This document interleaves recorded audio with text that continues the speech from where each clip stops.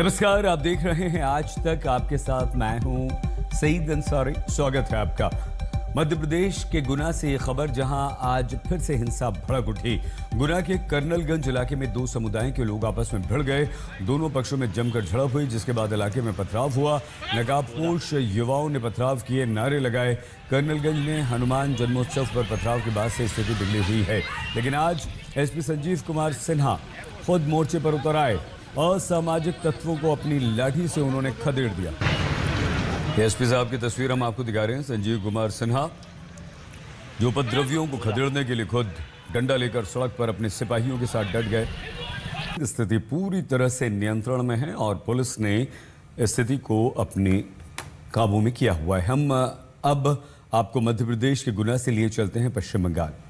चुनाव है, आ रहा है नज़दीक, और उससे पहले मुर्शिदाबाद में वक्फ कानून के नाम पर हिंदू मुसलमानों के बीच खाई पैदा की जा रही है। बंगाल शुक्रवार को मुर्शिदाबाद में हिंसा हुई, आगजनी हुई, तनाव था, और ये तनाव आज सोमवार को भी बना हुआ है। मुर्शिदाबाद में आज भी सुरक्षा व्यवस्था काफ़ी कड़ी है। इंटरनेट सेवाएं बंद हैं, केंद्रीय बलों को तैनात कर दिया गया है, और इन सब के बीच मुर्शिदाबाद से बड़ी संख्या में हिंदू परिवार पलायन भी कर रहे हैं। पश्चिम बंगाल में वक्फ कानून पर हंगामा चल रहा है। दक्षिण 24 परगना के बांगर में पुलिस ने इंडियन सेक्युलर फ्रंट के विधायक नौशाद सिद्दीकी के समर्थकों पर लाठीचार्ज किया। सिद्दीकी वक्फ कानून के विरोध में प्रदर्शन करने के लिए बांगर से कोलकाता कूच कर रहे थे। पुलिस ने जब इन लोगों को रोका तो प्रदर्शनकारी अड़ गए। पुलिस ने आईएसएफ कार्यकर्ताओं को रोकने के लिए लाठीचार्ज किया।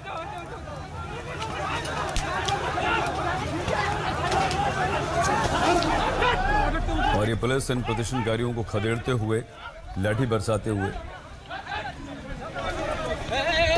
वक्फ कानून का विरोध कर रहे थे। लोग आगे बढ़ने का प्रयास कर रहे थे लोग, और पुलिस ने पहले समझाया, और जब नहीं समझाए तो पुलिस को बल प्रयोग करना पड़ा, और उसके बाद पुलिस ने इन पर लाठियां चलाई। राजेश साहा हमारे संवाददाता इस समय हमारे साथ कोलकाता से जुड़ चुके हैं।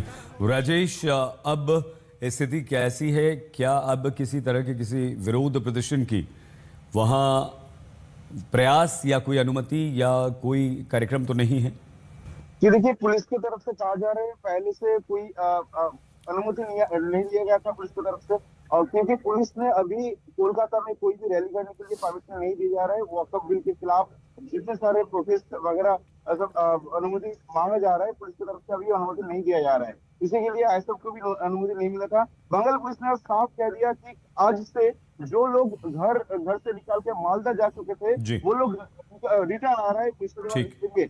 जो लोग मुर्शिदाबाद से मालदा जा चुके थे, उन लोगों को पुलिस प्रोटेक्शन देके और सब वापस आ रहे हैं। मुर्शिदाबाद में अभी तक 90 से भी ज्यादा आदमी अभी तक आ चुके हैं मुर्शिदाबाद में। बहुत धन्यवाद राजेश। राजेश साहा हमारी संवाददाता हमारे साथ रहेंगे, उनसे हम आगे और बात करेंगे। मुर्शिदाबाद में हिंसा भड़कने के बाद वहां से हिंदुओं का पलायन शुरू हो गया। 500 से अधिक हिंदू मुर्शिदाबाद छोड़कर मालदा चले गए, लेकिन अब मालदा से हिंदुओं की घर वापसी शुरू हो गई। ये वो लोग हैं जो मुर्शिदाबाद से चले गए थे पलायन कर, मजबूर हो गए थे क्योंकि वहाँ स्थिति तनावपूर्ण हो गई थी।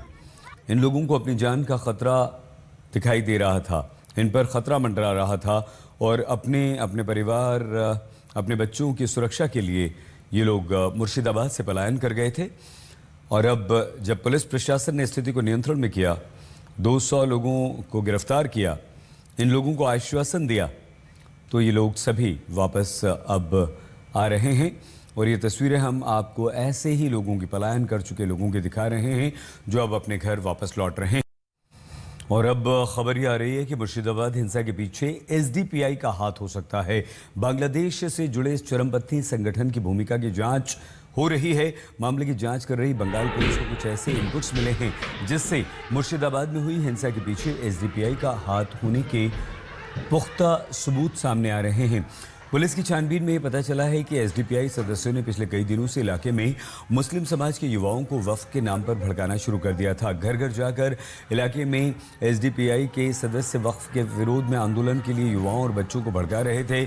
मुस्लिम समाज के इन युवाओं और बच्चों को कहा जा रहा था कि सरकार वक्फ के नाम पर मुसलमानों का सब कुछ छीन लेगी।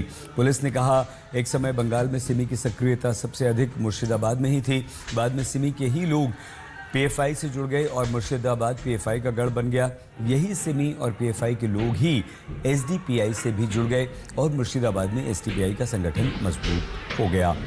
पुलिस के अनुसार हिंसा में स्थानीय लोगों के अलावा बड़ी संख्या में बाहरी लोग भी थे। हिंसा पूर्व नियोजित लग रही थी क्योंकि बीते शुक्रवार को जब घटना हुई तो सबसे पहले मुर्शिदाबाद की सूती में विरोध प्रदर्शन के दौरान नेशनल हाईवे को जाम किया गया और यहीं पर पुलिस के साथ प्रदर्शनकारियों की झड़प हुई। इसी के ठीक बाद शमशेरगंज में भीड़ ने हिंसा आगजनी शुरू की। सूती में प्रदर्शनकारियों के साथ पुलिस उलझी रही और केवल 10 किलोमीटर दूर शमशेरगंज में भीड़ ने तांडव मचाना शुरू कर दिया। सरकारी संपत्ति को नुकसान पहुंचाया, चुन चुनकर हिंदू दुकानों घरों को निशाना बनाया। जंगीपुर से निकली बड़ी फोर्स सूती में अटक कर रह गई और शमशेरगंज में तांडव चलता रहा। देखिए, हिंसा तांडव की ये तस्वीरें साफ आप देख रहे हैं। बहुत छोटे से ब्रेक के लिए हम यहाँ पर रुक रहे हैं। आप प्लीज़ अपना बहुत ख्याल रखिएगा। देखते रहिए आज